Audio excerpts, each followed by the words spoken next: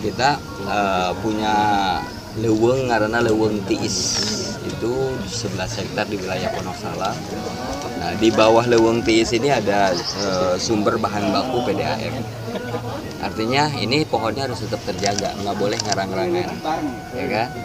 Nah, ke depan setelah penanaman ini saya akan ajukan bahwa leuweung Tiis ini menjadi kawasan hutan yang nggak boleh diganggu, nggak boleh diganggu.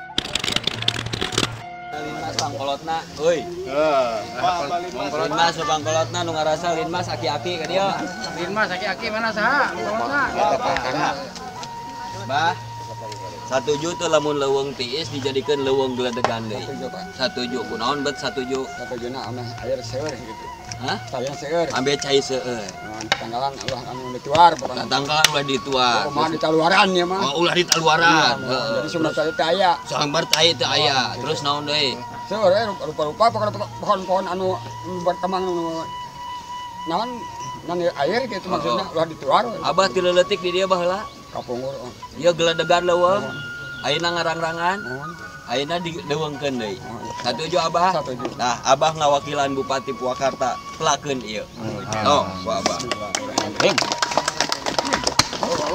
Kalem, Bang.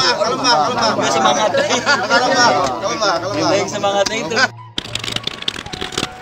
Pageuh akarna, badag tangkalna, gomplok dauna, lebeut buahna, mangpaat keur balarea, panjang umur nu dipelakna, panjang umur nu melakna. Fatihah.